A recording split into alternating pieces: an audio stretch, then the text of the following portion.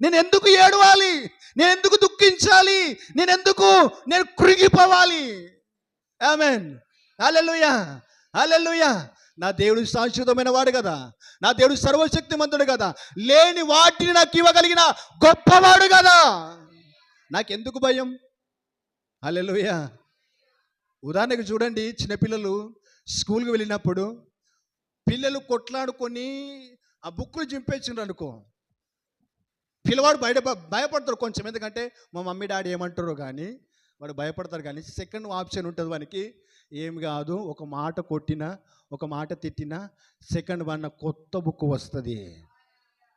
అర్థమైందా మీకు? మరి అర్థమైతే నోరు తెరవడం లేదే. హల్లెలూయా, హల్లెలూయా. కొంచెము పోవచ్చు, ఒక 2 పేపర్ వేస్ట్ అన్న బుక్ పోవచ్చు, కానీ దేనికి స్తోత్రం? నా దేవుని యొక్క నూతనమైన కృప మరణానికి ఇవ్వబడుతుంది. ఒక నూతనమైన ఆరోగ్యం మరణానికి ఇవ్వబడుతుంది. ఒక నూతనమైన అభిషేకం మరణానికి ఇవ్వబడుతుంది. ఒక నూతనమైన శక్తి మరణానికి ఇవ్వబడుతుంది. కనుక నువ్వు భయపడవు. హల్లెలూయా. నేను భయపడను, నేను దిగులు చెందను. ఎందుకంటే నా దేవుడు నా పక్షాన ఉన్నాడు. హల్లెలూయా, హల్లెలూయా. నీ దేవుని పక్షమును ఉండగా నీకు విరోధి ఎవడు? దేనికి స్తోత్రం. హల్లెలూయా. నీ దేవుడు నీ పక్షమును ఉండగా నీకు విరోధి ఎవడు? నిన్ను ఓడించగలిగిన వాడెవడు? నిన్ను నష్టపరచగలిగిన వాడెవడు? అందుకని దావీదు అన్నాడు కదా, యెహోవా నా కాపరి, నాకు ఏమీ లేదండి. దేనికి స్తోత్రం. హల్లెలూయా, హల్లెలూయా.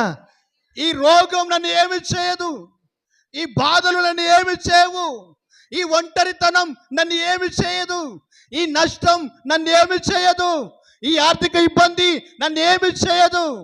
కారణం ఏందో తెలుసా అండి? వాటి నుండి లేవనెత్తగలిగిన వాడు నా పక్షం ఉన్నాడు. హల్లెలూయా. జిగిట్టగల దొంగ ఊబిల నుండి ఆయన నన్ను లేవనెత్తెను. హల్లెలూయా. రోగం నుండి, కష్టము నుండి, కన్నీరు నుండి, వేదన నుండి, ఒంటరితనం నుండి, అపజయాల నుండి, నష్టాల నుండి, దరిద్రం నుండి నిన్ను లేవనెత్తువాడు నీ పక్షం ఉన్నాడు. గట్టిగా చెమటగొట్టేస్తున్నామంలో. హల్లెలూయా, హల్లెలూయా.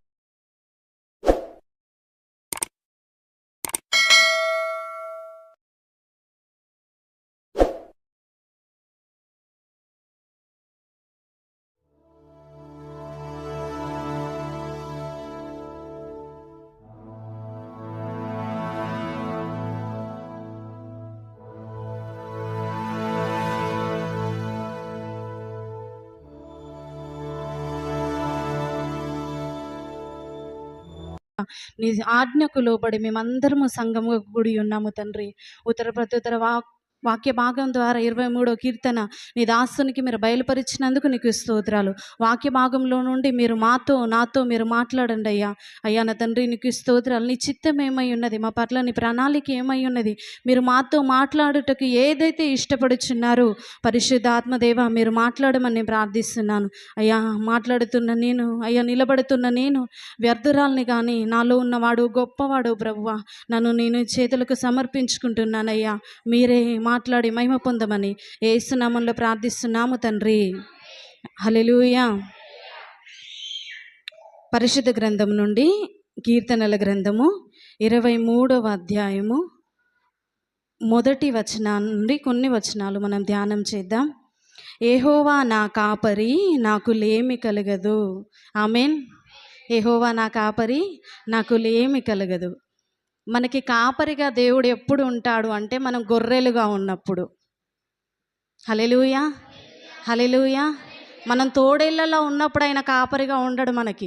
మన స్వభావం గొర్రెలాగా ఉన్నప్పుడు మాత్రమే ఆయన కాపరిగా ఉంటాడు. కాపరి క్రూర జంతువులకు కాపరి ఉండడండి, సాధు జంతువులకు మాత్రమే కాపరి ఉంటాడు. తోడేళ్లకు చూడండి, ఎక్కడైనా కాపరి ఉంటాడా? ఉండడు. లోకంలో ఉన్న మన జీవితాలు తోడేళ్ళ వంటి జీవితాలు. లోక జ్ఞానము వెర్రితనం, ఒక మనుష్యుని వెర్రివానిగా చేస్తుంది.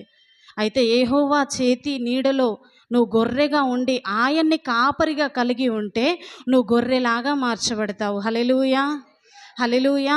ఒక సాత్వికమైన మనస్సు, ఒక మృదువైన మనస్సు, పరలోక రాజ్యాన్ని చేరుకోగలిగిన మనసు మనలో వస్తుంది. ఎప్పుడు అంటే గొర్రె వంటి స్వభావంగా మనల్ని మనం తగ్గించుకొని ఆయన రెక్కల నీడలోనికి వచ్చినప్పుడు. దేవుని వాక్యంలో ఉంటుంది, కోడి తన పిల్లలను దాచినట్లంట ఆయన తన రెక్కల నీడలో మనల్ని దాస్తాడంట. ఆయన కాపరి, ఆయన తల్లి, ఆయన తండ్రి, ఆయన స్నేహితుడు, మన సమస్తం ఆయనే. కోడి తన పిల్లల్ని ఎప్పుడు తన రెక్కల కింద భద్రపరుచుకుంటుందంటే అపాయం వచ్చినప్పుడు, ఆపద వచ్చినప్పుడు, పరిస్థితులు ప్రతికూలంగా ఉన్నప్పుడు, పిల్లి భయానికి, వర్షం వచ్చినప్పుడు, ఇంకా ఏదైనా గద్ద పిల్లల్ని ఎత్తుకొని పోకుండా తన రెక్కల నీడలో భద్రపరుస్తుంది. ఆ రెక్కల నీడలో మా కోడి పిల్లలకు విశ్రాంతి ఉంటుందా, విశాలంగా ఉంటుందా అంటే ఉండదు. చీకటి, ఇరుకు అయినప్పటికీ తప్పదు. కాసేపు దేవుని సన్నిధిలో మనల్ని మనం తగ్గించుకొని, మనల్ని మనం ఓర్చుకొని, దేవుని రెక్కల నీడలో మనం తగ్గించుకొని ఆ కొద్ది పరిస్థితిని మనం ఓర్చుకోగలిగితే తర్వాత ప్రమాదం తప్పిన తర్వాత ఆ తల్లి బయటికి స్వేచ్ఛగా వదిలేస్తుందండి. హల్లెలూయా, హల్లెలూయా. కొన్నిసార్లు వాక్యం మనల్ని గద్దిస్తుంది, కొన్నిసార్లు ఊరుకోమంటుంది. కారణం మన క్షేమం కొరకే. ఆ మాట నోరు జారితే ప్రమాదం వస్తుంది. ఆ మాట మన నోటి నుండి బయటకు వస్తే మనం చిక్కులు పడతామేమో. దేవునికి అది ఇష్టం లేదు గనక కొన్నిసార్లు దేవుడు ఏం చేస్తాడంటే అంధకారంలో ఉంచినట్టుగా కోడి తన పిల్లల్ని తన కౌగిట్లో ఏ రీతిగా గట్టిగా నొక్కి పట్టి ఉంచుతుందో దేవుని వాక్యము కూడా పరిస్థితులలో మనల్ని అలాగే నొక్కి పట్టి ఉంచుతుంది. దాని నుండి తప్పించుకోవడానికి ప్రయత్నించొద్దు. చాలాసార్లు ఒక గద్దింపు వాక్యం వచ్చిందంటే మనం జీర్ణించుకోలేం. ఎందుకు అంటే మనిషిలో ఉన్న పాప స్వభావం అట్లాంటిది. మనం ఎప్పుడు గుర్తుపెట్టుకోవాలి, మనం లోక సంబంధులం అసలే కాదు, మనం దైవ సంబంధులం. నేను చెప్పాను కదా, తోడేళ్ళు చాలా ఉన్నాయి, కానీ గొర్రెలు మాత్రమే కాపరి నీడలో భద్రపరచబడతారు. ఇంకా కింది వాక్యంలో ఉంటుంది, పచ్చిక గల చోట్ల నాయన నన్ను పరుండజేయుచున్నాడు. క్రూరమైన జంతువులు ఆహారం కోసం వెతుక్కోవాలి, అవి తరుమబడాలి. క్రూరమైన జంతువులు ఏమైనా ఇంటికి వచ్చింది అనుకోండి, కుక్కను చూడండి, కోడిని పట్టుకోవడానికి వస్తే రామ్మ అని చెప్పి కోడిని అప్పచెప్తామా? అప్పచెప్పం. అదే మరి గొర్రెకైతే దాంతో జాగ్రత్తగా వెళ్ళి దాన్ని పచ్చిక గయల్లో మేపి ఇంటికి తీసుకొని వస్తాం. క్రూరమైన మనుషులకు, క్రూరమైన స్వభావం కలిగిన వాళ్లకు ఆహారము సమృద్ధిగా దొరకదు, క్షేమం అనే మాట వినబడదు. ఎప్పుడు చూసినా వాళ్ళు వెతుక్కోవడమే, తరమబడమే. కానీ గొర్రెగా ఉన్న మనకు మాత్రము పచ్చిక బయల్లో విస్తారమైన ఆహారం ఉంటుందండి. హల్లెలూయా. మనం వెతుక్కోవాల్సిన అవసరం లేదు, మనం ప్రయాసపడాల్సిన అవసరం లేదు. తన ప్రియులు నిద్రించుచుండగా ఆయన వారికి ఇచ్చుచున్నాడు. ఆయనే కాపరిగా ఉంటే మనకేం కొదువండి. ఎక్కడ పచ్చిగా ఉంటుందో ఆయనకు తెలుసు, ఎక్కడ మంచినీళ్ళు ఉంటావో ఆయనకు తెలుసు, ఎక్కడ సమృద్ధి ఉంటుందో ఆయనకు తెలుసు. మన పలల్లా కేవలం ఆయన వాక్యాన్ని వెంబడించుకుంటూ వెళ్ళడమే. అట్లా గనక మన మనస్సు మారిపోతే సర్వ ఆశీర్వాదాలతో, సకలమైన మేలులతో మనల్ని నింపే దేవుడు. హల్లెలూయా. ఇంకా కింది వాక్యంలో ఉన్నది, నా ప్రాణమునకు ఆయన సేద తీర్చుచున్నాడు. మన ప్రాణమునకు సేద ఎప్పుడు తీరుతుంది అనంటే మనం ఆశించింది దొరికినప్పుడు. మంచి మే నెలలో ఎండాకాలం మధ్యాహ్నం ఇంటికి వచ్చిన వాళ్ళకి వేడి వేడి టీ ఇస్తే ఎట్లుంటుందండి? లోకం ఇచ్చే ఆదరణ కూడా అంతే ఉంటుంది. చలికాలంలో పై బట్ట తీసేసి మంచి పడుకోరా నాయన అంటే వాడికి నిద్ర పట్టిద్దా? పట్టదు. ప్రాణమునకు సేద తీరాలి అంటే ప్రాణం ఆశించినది దొరకాలి. మన ప్రాణం ఆశించేది సంతోషం, నెమ్మది, సమాధానం. అది ఎక్కడి నుండి వస్తుంది అంటే కేవలం కాపరి దగ్గర నుండే. హల్లెలూయా. మనల్ని మనం దారి తప్పిపోతే సరిచేసేవాడు కాపరే, మనం గాయపడి ఉంటే మన గాయాన్ని కట్టేవాడు కూడా కాపరే. హల్లెలూయా. కాపరి నీడలో మనము ఉండాలి. మన ప్రాణమునకు సేద తీరుస్తాడు. తన నామమును బట్టి నీతి మార్గములో నన్ను నడిపించును. ఆయన నీతిమంతుడు గనక మనల్ని నీతి మార్గంలోనే నడిపిస్తాడు. గొర్రె చూడండి, క్రూరమైన జంతువులాగా ఆ జంతువుల మీద ఈ జంతువుల మీద పట్టుకొని పీక్కొని తిని లాగేయదు.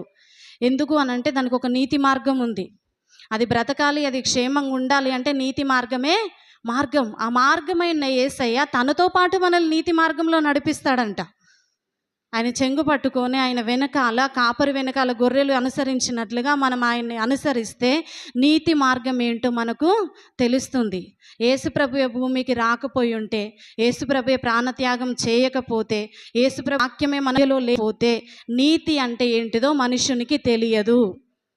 సత్యం అంటే ఏంటో మనుషునికి తెలియదు. పరలోక రాజ్యం చేరే మార్గం ఏంటో మనుషునికి తెలియదు. నీతి మార్గంలో నడిపించబడాలి మనము అని అంటే కేవలం యేసు ప్రభువే మార్గం. హల్లెలూయా. గాఢాంధకారపు లోయలో సంచరించినను ఏ అపాయమునకు భయపడను. నీతి మార్గాన్ని నుంచి నీతిగా బ్రతికే ప్రతి ఒక్కరికి గాఢాంధకారపు లోయ అనుభవాలు తప్పకుండా వస్తాయి. లోకంలో విచ్చలవిడిగా తిరిగే వాళ్ళకి గాఢాంధకారపు అనుభవాలు వాళ్ళకు వస్తాయి, మనకు వస్తాయి. దేవుని కృప ఏంటంటే కాపరిగా ఉన్న మనల్ని గాఢాంధకారపు లోయల్లో నుండి ఆయన తప్పిస్తాడు. లోకంలో ఉన్న వారికి గాఢాంధకారపు లోయే శాశ్వతమైపోతుంది. ఒకవేళ నీతిని బట్టి మనం గాఢాంధకారపు లోయలో పోవలసి వచ్చినా భయపడాల్సిన అవసరం లేదు. ఎందుకు అనంటే నీ దుడ్డు కర్రయు నీ దండమును నన్ను ఆదరించును. మనం యుద్ధం పని లేదు, మనం నలిగిన అవసరం లేదు. నా వల్ల కాదయ్యా, నాకు శక్తి లేదు ప్రభువా, బలహీనురాలనయ్యా, ఏమి తెలియదా, నువ్వు ఎట్లా నడిపిస్తే నేను అట్లా ఉంటా ప్రభువా అని మనల్ని ఆయన బలిష్టమైన రెక్కల కింద దాగి ఉంటే మన పక్షాన ఆయన దుడ్డు కర్రే కార్యం చేస్తుంది. హల్లెలూయా. చాలాసార్లు ఏం చేస్తామంటే నాకు అన్నీ తెలుసు ప్రభు అని చెప్పి యేసు ప్రభుని పక్కన కూర్చోబెడతాం. నువ్వు కూర్చో అయ్యా, నేను చూసుకొస్తా కదా, నాకు తెలుసు కదా అనే స్వభావం మనలో వస్తుంది. కనుకనే కొన్నిసార్లు గాఢాంధకారపు లోయలు వచ్చినప్పుడు మనం తప్పించబడలేం. మనం ఎప్పుడు గుర్తుంచుకోవాలి, అది ఎటువంటి సమస్య అయినా కానివ్వండి. గొల్లియాతు వచ్చాడు దావీదుకి ఎదురుగా. గొల్లియాతు చిన్నోడు, దావీదు పైకి చూసినా కనబడినంత పెద్ద వ్యక్తి, చాలా బలమైన దేహమైనది. కొన్ని సమస్యలు కూడా మనం చూస్తేనేమో ఇంత ఉంటామో, సమస్య చూస్తేనేమో ఇంత ఉంటుంది. ఆ సమస్యను మన నెత్తి మీద వేసుకొని మోయాలంటే మనకు కష్టం, మనం మోయలేం. కానీ ఆ సమస్యను జయించగలిగిన, ఆ సమస్యను మన నుండి తీసివేయగలిగిన దేవునికి అప్పగిస్తే నువ్వు నేను శ్రమ పడాల్సిన అవసరం ఏమాత్రము లేదండి. హల్లెలూయా. నా శత్రువుల ఎదుట నీవు నాకు భోజనము సిద్ధపరచుదువు.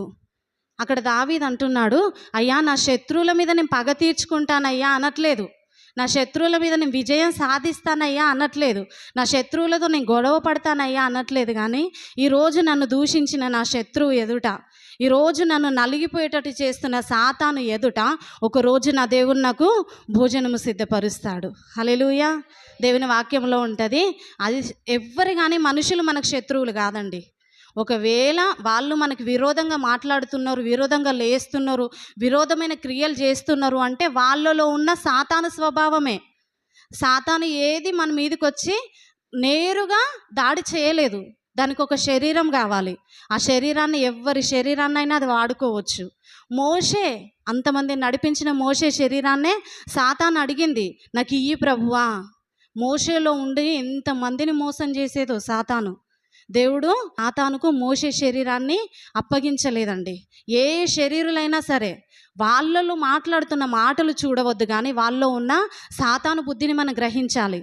అప్పుడు గ్రహించి ప్రభువా నా శత్రువుల ఎదుట నాకు భోజనం సిద్ధపరుస్తానని వాక్యం ఉంది కదా, దావీదుతో నువ్వు అన్నావు కదా ప్రభువా, ఈ శత్రువు నాకు విరోధంగా లేస్తుంది, దీని ఎదుట నాకు భోజనము సిద్ధపరచు ప్రభువా. ఆమేన్. ఆ మాట మనం ప్రార్థన చేయగలిగితే, ఆ క్షణంలో మనం సహించగలిగితే దావీదు భుజించిన అదే భోజనం దేవుడు మనందరికీ ఇస్తాడండి. హల్లెలూయా. నూనెతో నా తల అంటి ఉన్నావు.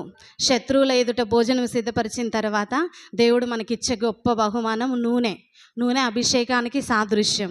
ఒక్కసారి అభిషేకం మన తల మీదకి వచ్చిన తర్వాత లోకపు జీవితం, పాపపు జీవితము తిరిగి ఎంత ప్రయత్నం చేసినా మన లోనికి రాలేదు. అభిషేకానికి ఉన్న విలువ అట్లాంటిది. 250 మందిని చంపిన నరహంతకుడు ఇప్పుడు దేవుని పరిచర్య చేస్తున్నాడు. ఒకరిని చంపితే వదిలేస్తారేమో క్షమాభిక్ష పెట్టి, ఇద్దరిని చంపితే వదిలేయరు చట్ట ప్రకారం. ఎందుకంటే ఒకసారి చేస్తే పొరపాటు, రెండవసారి చేస్తే అది వాడు కావాలని చేసినట్టుగా. మరి 250 మందిని చంపిన నరహంతకుడు దేవుని సేవ చేస్తున్నాడంటే అతని తల మీద అభిషేకం పోయబడింది. హల్లెలూయా. అభిషేకం వచ్చిన మనిషి తోడేలాగా ఉండడండి, గొర్రెలాగా మారిపోతాడు. గొర్రెలాగా మారిపోయిన మనిషికి శిక్ష ఉండదు. తోడేలనైతే తరిమి తరిమి చంపేస్తారు, కానీ గొర్రెని తరిమి తరిమి చంపరు, దానికి ఆహారం పెడతారు. ఎప్పుడైతే మన తల మీదకి అభిషేకం వస్తుందో మనలో గొర్రె లాంటి స్వభావం వస్తుంది. హల్లెలూయా. నా గిన్నె నిండి పొర్లుచున్నది, ఇంకా లోటు అనేదే ఉండదు. ఎన్ని సమస్యలైనా రానివ్వండి, బాక్స్ ఖాళీ అయ్యేది ఉండదు.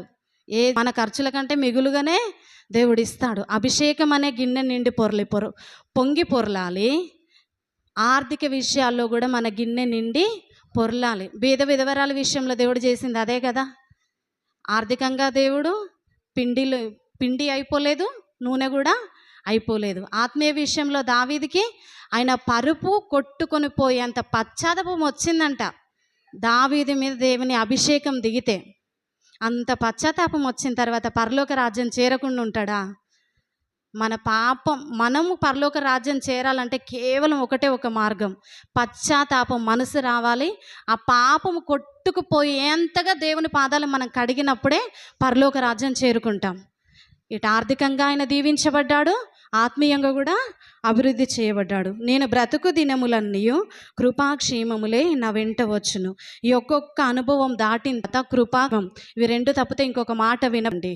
ఇప్పుడు మన తల మీద అభిషేకం కుమ్మరించేంత వరకు, ఆయన అభిషేకం దిగేంత వరకు అనుక్షణం మనల్ని మనం తగ్గించుకోవడానికి ఇష్టపడాలి. ఎటువంటి పరిస్థితి అయినా రానివ్వండి, ఇది చాతగాంది, ఇది వేస్ట్, దీనివల్ల యూజ్ ఏం లేదు, వీళ్ళ వల్ల యూజ్ ఏం లేదు, లోకమంతా అనినా సరే, నీ పొరపాటు ఏం లేకపోయినా నువ్వే తప్పులు చేసినవని అన్నినా సరే, వాళ్ళందరి మాటల కోసం కాదు, కానీ ప్రభువు మనకిచ్చే అభిషేకం కోసమే మనం